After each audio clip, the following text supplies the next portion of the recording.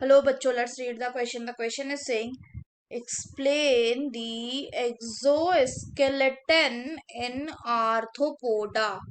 तो आइए देखते हैं हम इसका की कंसेप्ट. अगर हम बात करें इसके की कंसेप्ट की, तो इसका की कंसेप्ट हो जाएगा आर्थ्रोपोडा. आर्थ्रोपोडा एक्सो स्केलेटन. तो अगर हम एक्सोस्केलेटन की बात करें, तो एक्सोस्केलेटन जो होता है वो आउटर कवरिंग होता है, जिसका फंक्शन होता है क्या, जिसका फंक्शन होता है to provide support, support provide करना, एंड लोकोमोशन, और लोकोमोशन करवाना. तो अगर हम आर्थ्रोपोडा की बात करें, तो इनमें जो एक्सोस्केलेटन होता है वो किसका बना हुआ होता है.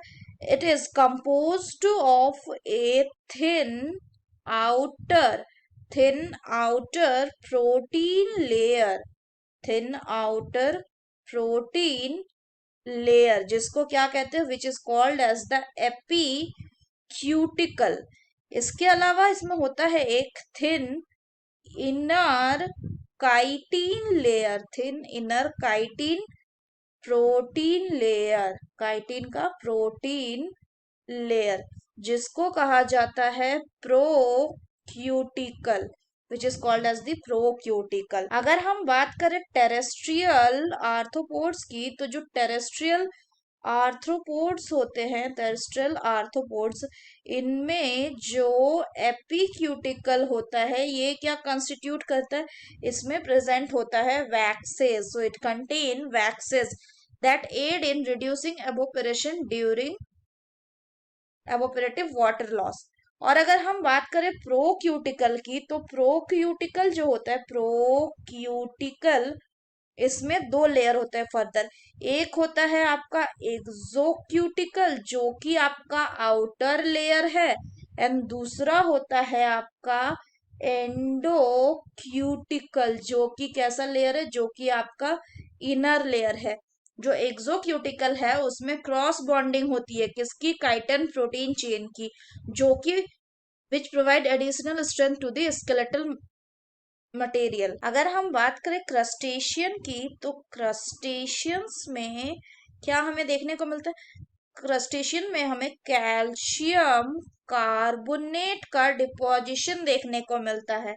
कहाँ पे कैल्शियम कार्बोनेट का डिपोजिशन रहता है, अगर हम बात करें तो ये हमें देखने को मिलता है in the new procuticle layer, in the new procuticle layer. जो आउटर लेयर होता है वहां पे most of the thickening, biomineralization and sclerotization होता है, and its material tend to be strong under the compressive stress. अगर हम बात करें तो एक टर्म होता है जिसका नाम है इक्डाइसिस. तो होता क्या है कि केमिकल एंड फिजिकल नेचर जो है आर्थ्रोपोड का एक्सोस्केलेटन, वो उसको लिमिट करता है टू स्ट्रेस और change its shape as the animal grow.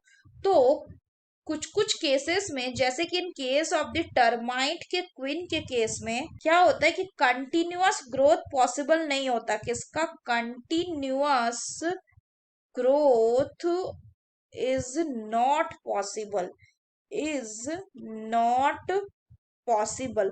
Therefore growth is periodic. इसलिए उनमें क्या होता है, ग्रोथ जो है, ग्रोथ वो कैसा रहता है, वो पीरियोडिक होता है. अगर हम बात करें कि ये हम किन के केस में बात कर रहे हैं, ये जैसे हम बात करें इन case of the termite queen, termite queen के केस में ये हम बात कर रहे हैं.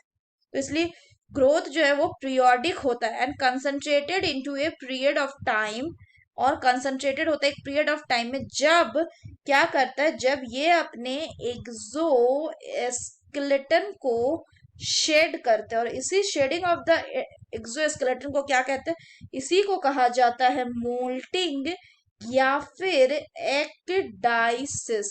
Ecdysis, so ecdysis is the shedding of the exoskeleton.